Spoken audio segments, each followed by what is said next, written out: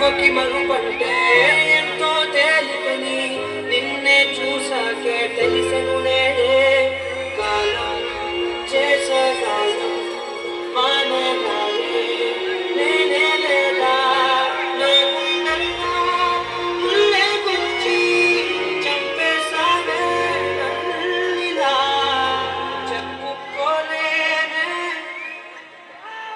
బాధ నీతోనే దాచుకోలేనే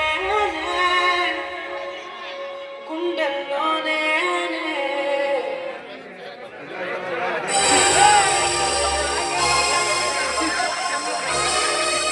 జరిగాక నేను బ్రతకడం వేస్ట్ వేస్ట్.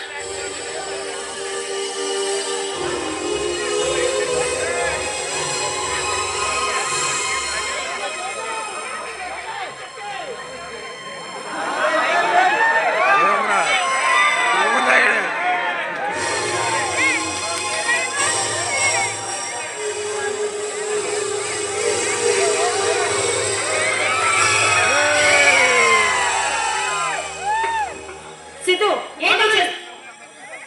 ఏంటో చేస్తున్న పని?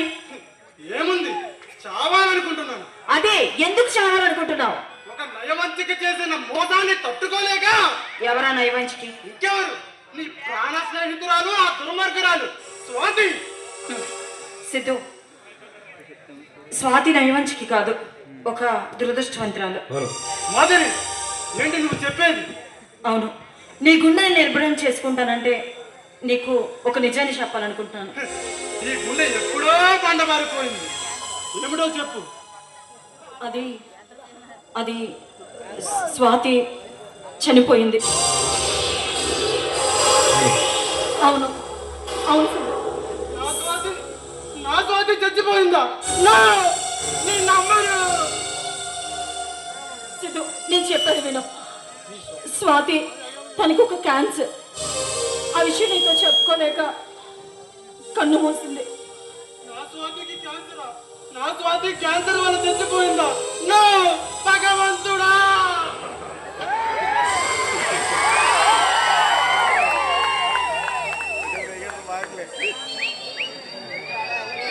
సిద్ధు, నేను చెప్పేది కాస్త విను. తను ప్రాణాలకి మధ్యలో కొట్టుకులాడుతుండగా నాకు ఫోన్ చేసింది. నీకోసం ఎంతగానో బాధపడింది. నేను వెళ్ళేసరికి కొన ఊపిరితో తనకున్న క్యాన్సర్ కోసం చెప్పి నీకు ఒక లెటర్ ఇచ్చి తను నా చేతిలోనే కన్ను మూసింది. ఇగో లెటర్.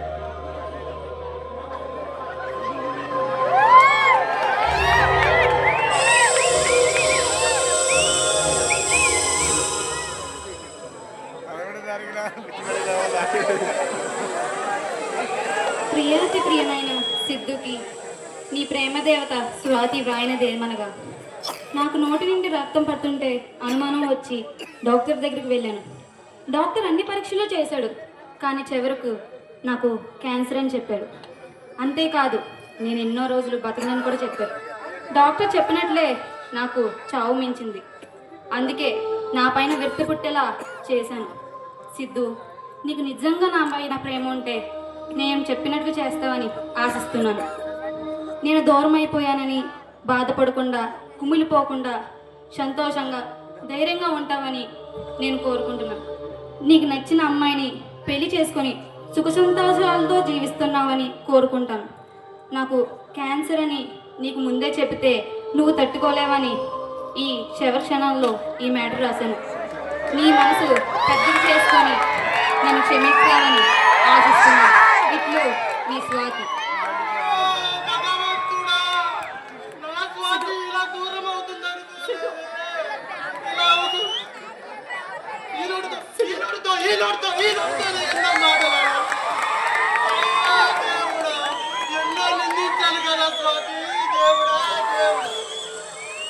సిద్ధు, బాధపడకు, నేను చెప్పేది కాస్త విను. ఈ బాధ నాకు అర్థమైంది. పాపం క్యాన్సర్తో అదెంత నరకం అనుభవించిందో మనం అర్థం చేసుకోలేకపోయాం. అందుకే నిన్ను ఇంతలా బాధ పెట్టండి. నన్ను అర్థం చేసుకో దయచేసి. నేను చెప్పేది కాస్త విను సిద్ధు.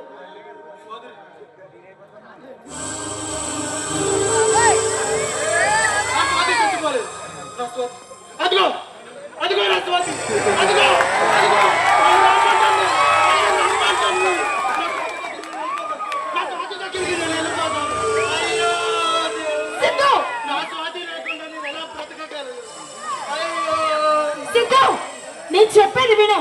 నువ్వు ఇలా పిచ్చి వాళ్ళ మారితే చనిపోయిన నీ స్వాతి మనసు శాంతిస్తుందా? ఒకసారి నేను చెప్పేది విను ప్లీజ్. తన కోసం బాధపడి నువ్వు చనిపోకూడదనే కదా తన కోరికంతా.